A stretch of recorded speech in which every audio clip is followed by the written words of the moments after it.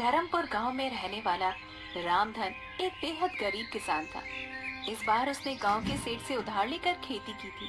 मौसम अच्छा रहा और खेतों में पहली बार फसल बहुत अच्छी आई थी। पूरे परिवार में एक उम्मीद जाग उठी थी। देखो सुनीता, इस बार कितनी अच्छी फसल हुई है। भगवान ने हमारी सुन ली। लगता है अब बच्चों को भूखा नहीं सोना पड़ेगा। हाँ रामधन, इस बार मेहनत रंग लाई है। अब अगर फसल सही सलामत कट गई तो कुछ महीनों का चैन मिल जाएगा। पिताजी, क्या इस बार हम स्कूल जा पाएंगे? जरूर बेटा, अब तो तुझे अच्छे कपड़े और किताबें भी दिलवाऊंगा। पिताजी, मेरे लिए क्या लाओगे? बोलो ना पिताजी। तेरे लिए गुड़िया और नई चूड़ियाँ लाऊंगा। लेकिन शायद किस्मत को ये मुस्काने राज नहीं आई। शाम ढलते ही आसमान पर काले बादल घिर गए और तेज आंधी के साथ मूसलाधार बारिश शुरू हो गई। रामधन, जल्दी चलो, खेत में पानी भरने लगा है। हे भगवान, कहीं सब कुछ न बह जाए। रामधन भागकर खेत पहुंचा। वहां का दृश्य देखकर उसका दिल बैठ गया। खेत पूरा पानी में भर चुका था और सारी फसल भी डूब चुकी थी। अब क्या बचा भगवान, सब कुछ खत्म हो गया। मेरी मेहनत, मेरी उम्मीद सब बह गई। अब बच्चों को क्या खिलाएंगे जी? घर में तो एक मुट्ठी अनाज भी नहीं बचा है। अगले दिन सुबह रामधन सेठ हरिराम के पास गया, जिसके पास से उसने कर्जा लिया था। उसे उम्मीद थी कि शायद सेठ थोड़ा सा समय दे देगा। सेठ जी, बारिश में सब कुछ बर्बाद हो गया। थोड़ी मोहलत दे दीजिए। अगली बार फसल होगी तो सारा कर्ज चुका दूंगा। तुम्हें अब कोई मोहलत नहीं मिलेगी रामधन। कागज के हिसाब से अब वो जमीन मेरी है। सेठ जी, वो मेरी पुश्तैनी जमीन है। आप ऐसा मत करिए। मुझे कागज से मतलब है, भावना से नहीं। अब वो जमीन मेरे नाम है और तुम लोग तुरंत उसे खाली कर दो। रामधन की जमीन भी चली गई और उसके पास अब कुछ भी नहीं बचा था। उसके पास अब ना तो खेत था, ना पैसा और न ही कोई आसरा। सुनीता, अब इस गांव में हमारे लिए कुछ नहीं बचा। चलो जंगल की ओर चलते हैं, शायद वहाँ कहीं इससे छुपाने की जगह मिल जाए। ठीक है रामधन, अब जैसी तुम्हारी मर्जी। और इसी के साथ एक गरीब किसान अपने टूटे सपनों को समेटे अपने परिवार को लेकर निकल पड़ा, अनजाने अंधेरे की ओर। सेठ ने उन्हें जमीन से भी निकाल दिया था और अब उनके पास न घर का ठिकाना था, न ही खाने के लिए कुछ था। रामधन का परिवार एक बार फिर सड़क पर था। बारिश अब रुक चुकी थी, लेकिन उनके जीवन की बरसात थमने का नाम ही नहीं ले रही थी। चलो सुनीता, अब पीछे मत देखो। जो हो गया उसे सोचने से कुछ नहीं होगा। अब घर नहीं बचा सुनीता, बस जिम्मेदारी बची है इन बच्चों की। इन्हें भूखा नहीं सोने दूंगा, चाहे मुझे कुछ भी करना पड़े। पिताजी, अब हम कहाँ जाएंगे? बेटा, अभी हम एक जगह चल रहे हैं। वहाँ शायद कोई बूढ़े बाबा रहते हैं, जंगल के किनारे पर। सुना है वो अच्छे इंसान हैं। मुझे बहुत भूख लगी है बाबू, मुझे खाना चाहिए। थोड़ा और चल ले बेटा, वहाँ पहुँचते ही कुछ इंतजाम कर लेंगे। रामधन का परिवार गांव से बाहर निकलकर जंगल की ओर बढ़ गया। उन्हें दूर से ही एक टूटी हुई कुटिया दिखाई दी। पास जाने पर देखा, वहाँ पर एक बूढ़ा साधु अपनी धुनी रमाए बैठा था। बाबा प्रणाम, हम लोग बहुत मुसीबत में हैं। हमारे पास अब कुछ भी नहीं बचा। बेटा, तुम्हारे चेहरे पर ईमानदारी दिख रही है। तुम चाहो तो इस कुटिया में रह सकते हो। कुछ ज्यादा नहीं है, लेकिन सिर छुपाने की जगह मिल जाएगी। आपका धन्यवाद बाबा, भगवान आपको सुख दे। अब वही टूटी कुटिया उनका नया ठिकाना बन गई थी। अगले दिन सुबह रामधन जंगल में लकड़ी काटने निकला, ताकि बाजार में उसे बेचकर कुछ पैसे मिल जाए। सुनीता, मैं जंगल जा रहा हूँ, लकड़ियाँ काट कर लाऊंगा।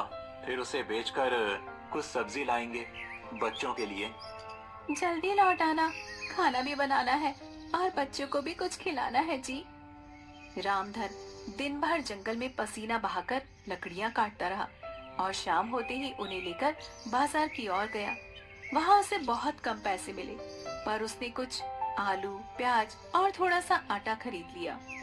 ये लो सुनीता, कुछ खाने का सामान लाया हूँ। कुछ खास तो नहीं है, लेकिन बच्चों का पेट तो भर जाएगा। तुमने इतना सब किया रामधन, अब तुम हाथ मुंह धोकर बैठो तो मैं तुम्हारे लिए भी रोटियां सेक देती हूँ। माँ, क्या आज गुड़ नहीं आया? आज नहीं बिटिया, लेकिन हम कल जरूर से गुड़ लेकर आ जाएंगे। रात को सभी ने सूखी रोटियों के साथ उबली सब्जी खाई और पहली बार किसी को भी कोई शिकायत नहीं थी। सबकी आंखों में थकान थी, लेकिन उस थकान में भी एक उम्मीद छिपी थी। अब हर दिन ऐसा ही होगा। मैं मेहनत करूंगा और हम सब मिलकर आगे बढ़ेंगे। हमारे पास कुछ भी नहीं है, लेकिन हम एक साथ हैं, यही सबसे बड़ी बात है। कठिनाइयों का पहाड़ उनके सामने खड़ा था, लेकिन रामधन ने हार नहीं मानी। उसका सफर अभी लंबा था, लेकिन उसका इरादा सटीक था। रामधन अब रोज जंगल जाकर लकड़ियां काटता और शाम तक उसे बाजार में बेचकर जो भी मिलता उससे राशन लाता। बच्चों की आंखों में अभी भूख दिखती थी, लेकिन वो अब शिकायत नहीं करते थे। परिवार के लिए संघर्ष अब उनकी आदत बन गई थी। सुनिए जी, जल्दी लौट आइएगा, कल बहुत देर हो गई थी और बिटिया आपके बिना ही सो गई थी। हाँ सुनीता, जल्दी लौटूंगा। आज थोड़ी ज्यादा लकड़ियां लाऊंगा ताकि कुछ पैसे ज्यादा मिल जाएं। पिताजी, आज क्या गुड़ भी लाएंगे? जरूर बेटा, इस बार तेरे लिए गुड़ भी और माँ के लिए एक साड़ी का सपना भी लेकर आऊंगा। और मेरे लिए चूड़ियाँ। तुम्हारे लिए सबसे सुंदर चूड़ियाँ बिटिया, बस भगवान थोड़ा साथ दे। रामधन मुस्कुराते हुए जंगल की ओर निकल पड़ा। मिलेगा उतना ज्यादा ही अच्छा होगा। आज ज्यादा लकड़ी चाहिए। ज्यादा लकड़ी मतलब ज्यादा पैसा मतलब सबके चेहरे पर खुशी। पेड़ों की गहराइयों में वो इतना आगे निकल गया कि उसे पता ही नहीं चला कि वो कहाँ पहुँच गया है। दूर तक सिर्फ जंगल ही जंगल था। वहाँ पर कोई रास्ता दिखाई नहीं दे रहा था, न ही कोई आवाज थी। अरे, ये कौन सी जगह है? ये रास्ता तो रोज वाला नहीं लगता। लगता है कहीं गलत दिशा में आ गया। वो इधर उधर देखने लगा, लेकिन उसे कोई दिशा समझ नहीं आ रही थी। आसमान में बादल घिरने लगे थे और हल्की सी बारिश भी शुरू हो गई थी। हे भगवान, अब क्या करूं? जिस दिशा से आया था वो भी भूल गया। अब कोई रास्ता नहीं सूझ रहा। उधर झोपड़ी में सुनीता बार बार जंगल की ओर देख रही थी। सूरज ढल चुका था, लेकिन रामधन नहीं लौटा। आज बहुत देर हो गई है। अब तक तो वो रोज लौट आते हैं, आज इतनी देर क्यों हो गई है? माँ, पिताजी को कुछ हो तो नहीं गया?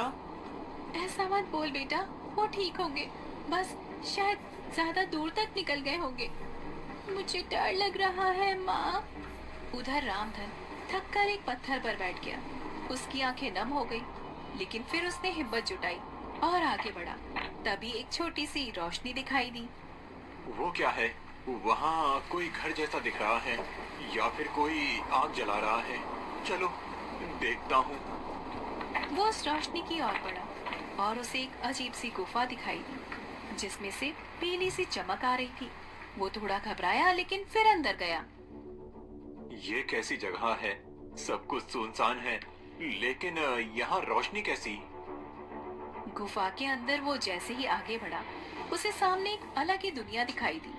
वो एक गांव जैसा था, लेकिन वहाँ कोई इंसान नहीं था।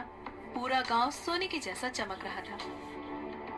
ये तो कोई सपना लग रहा है, मगर मैं तो जाग रहा हूँ। फिर ये क्या है? अचानक दो सिपाही आए और रामधन से बोले, तुम कौन हो और यहाँ कैसे आए? मेरा नाम रामधन है। मैं गरीब किसान हूँ, रास्ता भटक गया हूँ। राजा के पास चलो, वो तुमसे मिलना चाहते हैं। रामधन डरते हुए उनके साथ महल की ओर चल पड़ा। उसे समझ नहीं आ रहा था कि अब उसके साथ क्या होने वाला है। रामधन डर और हैरानी के बीच आगे बढ़ रहा था। सोने जैसे इस गांव में कोई आदमी दिखाई नहीं दे रहा था, लेकिन ये जगह किसी सपने जैसी लग रही थी। मैं कहीं सपना तो नहीं देख रहा हूँ। सब कुछ इतना चमकदार कैसे है? और ये लोग कौन हैं? सिपाही उसे महल के मुख्य दरवाजे तक ले गए। वहाँ अंदर से एक तेज और गंभीर आवाज आई। उसे भीतर ले आओ। रामधन अंदर गया तो सामने एक ऊंचे आसन पर एक वृद्ध राजा बैठे थे, जिनके चेहरे पर तेज और आंखों में करुणा थी। बताओ कौन हो तुम और यहाँ कैसे आए? महाराज, मेरा नाम रामधन है। मैं गरीब किसान हूँ। बारिश में मेरी सारी फसल बह गई। सेठ ने मेरी जमीन छीन ली और अब मैं जंगल से लकड़ी काटकर अपने बच्चों का पेट पालता हूँ। आज रास्ता भटक गया तो ये गुफा दिखी। तुम्हारी बातों में सच्चाई दिखती है रामधन। तुम्हारा संघर्ष तुम्हारी आंखों में साफ दिखाई देता है। महाराज, हम तो बस 2 रोटी के लिए मेहनत करते हैं। हम गरीबों का तो कोई सहारा नहीं होता। तुम जैसे लोग ही असली राजा होते हैं रामधन, जो बिना शिकायत के परिवार को बचाने के लिए लड़ते हैं। राजा ने पास खड़े सिपाही को इशारा किया और एक छोटी सी तिजोरी मंगवाई। रामधन, ये लो कुछ सोने के सिक्के। इन्हें अपने पास रख लो और अपने घर जाओ। अपने बच्चों के लिए कुछ खाना और कपड़े लाओ और एक नई शुरुआत करो। महाराज, मैं ये नहीं ले सकता। हम गरीब हैं, लेकिन मेहनती हैं। ये मेहनत का ही इनाम है। अगर ये तुम जैसे ईमानदार आदमी को नहीं दूंगा तो किसे दूंगा? रामधन की आंखों में आंसू आ गए। वो झुककर राजा के चरणों में गया। आपने तो जैसे मेरी जिंदगी बदल दी महाराज। अब मैं अपने बच्चों को भूखा नहीं रखूंगा। जाओ रामधन, लेकिन याद रखना, ये गांव सिर्फ उन्हीं को दिखाई देता है जो सच्चे दिल से मेहनत करता है और अपने स्वार्थ से ऊपर होते हैं। अगली सुबह रामधन इन सिक्कों को लेकर बाजार में गया। वहाँ से उसने खूब सारा राशन लिया, बच्चों के लिए नए कपड़े खरीदे और सुनीता के लिए एक रंगीन साड़ी खरीदी। आज दिल से सुकून मिला सुनीता। बच्चों के चेहरे पर जो मुस्कान देखी है, वो सब कुछ भूल जाने जैसी है। अब लगता है जैसे हमारा भाग्य सच में बदल गया है, लेकिन इन सिक्कों से कर्ज चुकाना भी जरूरी है जी। रामधन उसी दिन सीधा सेठ हरिराम के घर पर गया। उसके हाथ में सिक्कों से भरी थैली थी। सेठ जी, ये लीजिए आपका कर्जा। पूरा चुका रहा हूँ। एक एक सिक्का मेहनत से आया है। रामधन, ये सब कैसे हुआ? अचानक तू इतना अमीर कैसे हो गया? कहीं चोरी तो नहीं की? सेठ जी, मैं गरीब हूँ, लेकिन चोर नहीं। मेहनत की है और भगवान की दया से ये मिला है। तू ये सब कहानी मुझे मत सुना। अब अगर तुझे कर्ज चुकाना ही था तो पहले क्यों नहीं चुकाया? अब चुका दिया सेठ जी, और अब आप मेरी जमीन के कागज भी लौटा दीजिए। सेठ को शक था, लेकिन सामने सोने के सिक्के दिखकर वो चुप हो गया। जमीन के कागज लौटाए और रामधन वहाँ से निकल गया।